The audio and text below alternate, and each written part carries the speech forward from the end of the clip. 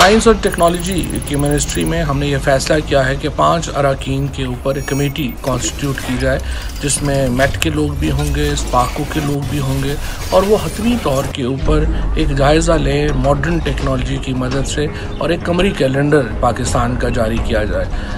पाकिस्तान में हर दफ़ा हमने देखा है ईद पर, रमज़ान पर, मुहर्रम पर एक कंट्रोवर्सी आती है